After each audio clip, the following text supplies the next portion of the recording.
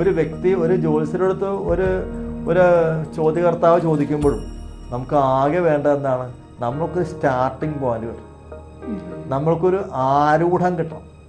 ഈ ആരൂഢം കിട്ടുന്നതിനുള്ളതായ മെത്തേഡുകളാണ് ഇപ്പം നിങ്ങൾ പറഞ്ഞ എല്ലാ കാര്യങ്ങളും. ഇപ്പൊ സാറിന് ഒരുപാട് പേര് പല രീതിയിൽ കൺസൾട്ട് ചെയ്യാൻ വരുന്നുണ്ടാവും. അപ്പം സാധാരണയായിട്ട് പലരുടെയും പ്രശ്നം എന്ന് പറയുന്നത് സാമ്പത്തികവും കുടുംബ പ്രശ്നം ഇതൊക്കെ ആയിരിക്കും. അപ്പോൾ സാർ എങ്ങനെയാണ് അതിനെ പ്രശ്ന പരിഹാരം സാറിൻ്റെ രീതിയിൽ എങ്ങനെയാണ് നിർദ്ദേശിക്കാറുള്ളത്? അതായത് ഞാൻ പ്രശ്നത്തിന് വേണ്ടി ഇരിക്കുന്ന സമയത്ത് വീട്ടിലിരിക്കുകയാണെങ്കിൽ അതിൽ പ്രത്യേകത ഉള്ളത് നമ്മൾ വളരെ സ്വസ്ഥനായിട്ട് ഇരിക്കുക എന്നാണ് ഒന്നാമത്തെ ഘടകം. സ്വസ്ഥനായിട്ടിരുന്ന് കഴിയുമ്പോഴുള്ള ഗുണം, എന്നോട് ഒരാൾ ചോദിക്കാൻ വേണ്ടി വരുന്ന സമയത്ത് എൻ്റെ അടുത്ത് എന്തോ ചോദിക്കുവാൻ വേണ്ടിയിട്ടാണ് ആ വ്യക്തി വരുന്നത് എന്നൊരു മുൻവിധി എനിക്കുണ്ടാവണം. അതായത് വളരെ ശ്രദ്ധയോടുകൂടി തന്നെ ആളെ വാച്ച് ചെയ്യണം എന്ന് പറയും. അങ്ങനെ വാച്ച് ചെയ്ത് കഴിഞ്ഞാൽ അവരുടെ ചേഷ്ട, അവരുടെ പ്രവർത്തികൾ, അവർ വരുന്ന സമയത്തുള്ളതായ അവരുടെ വസ്ത്രത്തിൻ്റെ നിറം, അതേപോലെ അവരുടെ മറ്റു കാര്യങ്ങളെല്ലാം, സംസാരിക്കുന്നതായ കാര്യങ്ങൾ, എല്ലാത്തിനെയും കൂടി നമ്മൾ എല്ലാ കാര്യങ്ങൾക്കും അതിൻ്റേതായ പ്രാധാന്യമുണ്ടെന്ന് അർത്ഥം. അതിന് നമ്മൾ ഇപ്പോൾ വേറൊരു സ്ഥലത്തേക്ക് ക്ഷണിക്കാനായിട്ട്, പ്രശ്നം വയ്ക്കുവാൻ വേണ്ടി ക്ഷണിക്കുകയാണെങ്കിൽ അതൊരു ചടങ്ങായിട്ടാണ് നടത്തുക. അതിന് പറയുന്ന പേരാണ് പൃച്ഛ എന്ന് പറയും. പൃച്ഛ അതൊരു ഫോർമാറ്റാണ്. ഒരു പ്രശ്നം വയ്ക്കുന്നതിന് വേണ്ടിയിട്ട് ഉള്ള ഫോർമാറ്റ്. പൃച്ഛ, നിർഗമ, മാർഗം, അന്തരഗതി, പ്രശ്നക്രിയ, സംഭവം എന്ന് തുടങ്ങിയിട്ടുള്ളൊരു വിഷയത്തിലാണ് വരിക. അപ്പോൾ പൃച്ഛ എന്നുള്ളത് എൻ്റെ പ്രാഥമിക റൗണ്ടാണ്, ഫസ്റ്റ് റൗണ്ടാണ്. ഫസ്റ്റ് റൗണ്ടിൽ പൃച്ഛയ്ക്ക് വരുന്നത് വ്യക്തി വന്നു കഴിഞ്ഞാൽ അയാളുടെ ചേഷ്ടകൾ മുഖ്യമായി നമ്മൾ നോക്കി, അവരുടെ ചോദ്യങ്ങൾ, പിന്നെ അവർ എന്തിനാണ് അവർ ആ സമയത്ത് എന്നെ കാണാൻ വന്നത്, അത് നമ്മൾ സ്വയം ചോദിക്കുന്ന ചോദ്യമാണ്. അതിൻ്റെ അർത്ഥം ആ സമയത്തുള്ള ഗ്രഹനില, ആ സമയത്തുള്ള നക്ഷത്രം, ആ സമയത്തുള്ളതായ തിഥി, ഇതിനെല്ലാം കൂടി കണക്ട് ചെയ്തിട്ടായിരിക്കും അവരുടെ അടുത്തുള്ള ഫലം പറയുക. അവർ വന്നിരിക്കുന്നവരുടെ ഉദ്ദേശം, ഏത് കാര്യത്തിനെക്കുറിച്ചാണ് അവർക്ക് അറിയേണ്ടത് എന്നുള്ളതിൽ നമ്മൾക്ക് കണ്ടെത്താൻ സാധിക്കും. അവരുടെ പ്രവൃത്തികൾ മുഖാന്തരവും അവരുടെ ചേഷ്ട മുഖാന്തരവും അവരുടെ വസ്ത്രത്തിൻ്റെ കളറിനൊക്കെ വളരെയധികം പ്രാധാന്യമുണ്ട്. ഇപ്പോൾ പലയിടത്തും ചിലപ്പോൾ പല രീതിയിൽ നോക്കല്, നമ്മളൊക്കെ നോക്കലെന്നേ പറയുള്ളൂ, പല രീതിയിലാണ്. ഇപ്പം നാളികേരം പൊട്ടിച്ച് ആ വെള്ളം തീർത്തൊഴിച്ചിട്ട് അതിലേക്കൊരു പുഷ്പം ഇട്ടതിന് ശേഷം ഈ പുഷ്പത്തിൻ്റെ ദിശ എങ്ങോട്ട് പോകുന്നു ആ രീതിയിൽ പിന്നെ ബലം പറയുന്നത് കണ്ടിട്ടുണ്ട്. അതുപോലെ തന്നെ നാളികേരം പൊട്ടിച്ചിട്ട് ഈ നാളികേരത്തിൻ്റെ ഷെയ്പ്പ് അനുസരിച്ചിട്ട് അത് ചിന്നിച്ചെതറിപ്പോയെങ്കിൽ അങ്ങനെ ബലം രാശി പറയുന്നത് കണ്ടിട്ടുണ്ട്. പിന്നെ കവടി നിരത്തി, പിന്നെ ഇപ്പോൾ ഒരു ജ്യോത്സ്യനും ഒരു അമ്പലത്തിൽ ചെന്ന് നോക്കുന്നതും രണ്ട് തരത്തിലാണെന്ന് ഇപ്പം എല്ലാവർക്കും അറിയാം. പൊതുവെ ഇപ്പോൾ പല ജ്യോത്സ്യന്മാരും ഫോണിലോ രാശി എടുത്തു വയ്ക്കും.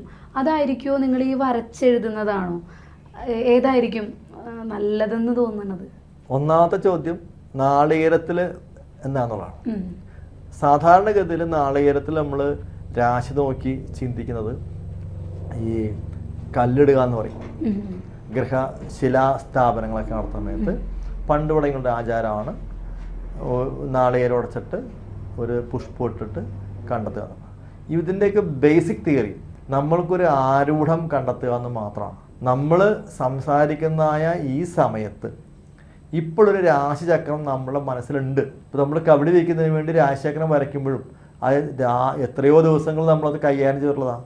അപ്പം നമ്മളുടെ മനസ്സിൽ സാധാരണഗതിയിൽ എല്ലാ ജ്യോത്സ്യന്മാരുടെയും മനസ്സിൽ അതാത് ദിവസത്തെ ഗ്രഹനിലയും അതിൻ്റെ സ്ഫുടങ്ങളും അത്യാവശ്യം ഏതെല്ലാം ഗ്രഹങ്ങൾക്ക് മൗഢ്യമുണ്ട്, ഓരോ ഗ്രഹങ്ങളുടെയും സ്ഥിതി എന്താണെന്നൊക്കെ പ്രാക്ടീസ് ചെയ്യുന്നതായ എല്ലാ ജ്യോത്സ്യന്മാരുടെയും മനസ്സിൽ നിർബന്ധമായിട്ടും വേണ്ടതാണ്.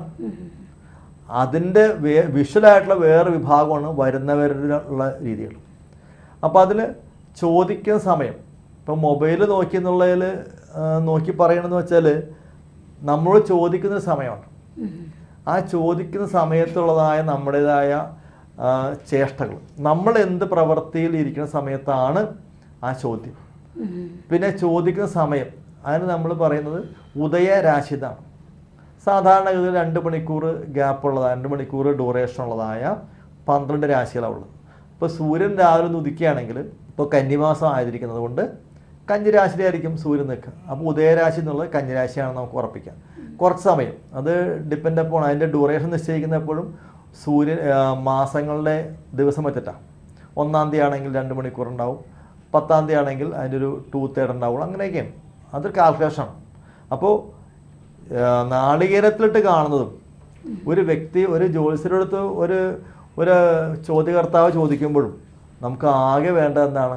നമ്മൾക്കൊരു സ്റ്റാർട്ടിങ് പോയിന്റ് കിട്ടണം, നമ്മൾക്കൊരു ആരൂഢം കിട്ടണം. ഈ ആരൂഢം കിട്ടുന്നതിനുള്ളതായ മെത്തേഡുകളാണ് ഇപ്പം നിങ്ങൾ പറഞ്ഞ എല്ലാ കാര്യങ്ങളും. നാളികേരത്തിൽ പൂവിടുന്നതും അതിന് ഫലം പറയുന്നതും ഒരാൾ ചോദിക്കുന്ന സമയത്തുള്ളതായ ആ ഉദയരാശി എന്ന് പറയുന്നതായ രാശി അടിസ്ഥാനമാക്കി പറയാം. ക്ഷേത്രങ്ങളിൽ ഇതൊന്ന് അല്പം വ്യത്യസ്തമാണ്. ശരിക്ക് പ്രശ്നശാസ്ത്രത്തിൻ്റെ ഒരു ഘടന എന്നുള്ളത് അഷ്ടമംഗല പ്രശ്നമാണ്. അഷ്ടമംഗല പ്രശ്നത്തിലൂടെയാണ് ക്ഷേത്രങ്ങളിലൊക്കെ നമ്മൾ ഫലങ്ങൾ കാണുന്നത്. ക്ഷേത്രത്തിൽ പ്രശ്നം വയ്ക്കുമ്പോൾ ഇവർ ജ്യോത്സ്യരുടെ കവടി എടുക്കുന്ന വിഷയമല്ല. ശരിക്കും അവിടെ ജ്യോതിഷത്തെക്കുറിച്ച് കാര്യമായിട്ടൊന്നും അറിയാൻ പാടില്ലാത്ത ഒരു കുട്ടിയെ കൊണ്ട് രാശിയൊക്കെ, അതിന് മുൻപ് കുറേ ചടങ്ങുകളൊക്കെ ഉണ്ട്. ഞാനിപ്പോൾ ഇത് ചോദിച്ചുകൊണ്ട് ഈ ഭാഷ മാത്രം പറയുകയാണ്. ആ ചടങ്ങുകൾക്ക് ശേഷം ജ്യോതിഷത്തെപ്പറ്റി പ്രത്യേകിച്ചൊന്നും അറിയാൻ പാടില്ലാത്ത ഒരു കുട്ടിയെ, ഒരു 8 വയസ്സുള്ളതോ തീരെ പ്രായം കുറഞ്ഞ കുട്ടി, തീരെ പ്രായമല്ല, അതിനൊരു കാരണം ഋതുമതിയാവാത്ത കുട്ടി, കുമാരി, ഒരു 12 വയസ്സോ 10 വയസ്സൊക്കെ ഉള്ള പെൺകുട്ടിയോ ആൺകുട്ടിയാവാം, ആർക്കും വയ്ക്കാം. അപ്പോൾ അവർ ആ കുട്ടിയെ കൊണ്ട് ബാലന്മാർ അല്ലെങ്കിൽ ബാലിക എന്ന് പറയുന്നതായ കളങ്കമില്ലാത്തവർ എന്നുള്ള ഒരു ബേസിസിലാണ് ചെയ്യുന്നത്. അവരെ കൊണ്ടിട്ട് ആ കുട്ടിയെ കൊണ്ടാണ് നമ്മളത് ഈ രാശിയിലേക്ക് സ്വർണ്ണാരൂഢം ചെയ്യുക എന്ന് പറയും. സ്വർണ്ണാരൂഢം, സ്വർണ്ണമായിരിക്കും ആ കുട്ടിയൊക്കെ വേണ്ടി കൊടുക്കുക. അപ്പോൾ സ്വർണ്ണാരൂഢം വെച്ചിട്ട് ആ കുട്ടി ഒരു രാശിയിൽ ഈ സ്വർണം വയ്ക്കുന്നു. അതാണ് ആരൂഢം. നമുക്കുള്ള സ്റ്റാർട്ടിങ് പോയിന്റ് അവിടെ കിട്ടി. വീട്ടിൽ നമ്മൾ ഒറ്റ പ്രശ്നം വയ്ക്കുന്നതിനായിട്ട് കബഡി വയ്ക്കും. കബഡി വയ്ക്കുമ്പോൾ നമ്മൾ ഈ രാശികൾ നമ്മൾ ഒഴിഞ്ഞ് അവരവർക്ക് സിദ്ധിച്ചിട്ടുള്ളതായ മന്ത്രങ്ങളും അവരവരുടെ ഗുരുനാഥന്മാരെയെല്ലാം പ്രാർത്ഥിച്ച് ഇഷ്ടദേവന്മാരെ പ്രാർത്ഥിച്ചിട്ട് ആ ജ്യോത്സ്യരെടുക്കുന്ന കബഡിയുണ്ട്. ആ കബഡി ശരിക്ക് ഏത് രാശി കിട്ടാനായിട്ടാണ് നമുക്ക് യോഗം, ആ രാശി കിട്ടിയിരിക്കും. അപ്പോൾ നമ്മൾ 108 കബഡിയാണ് സാധാരണ ഉണ്ടാവുക.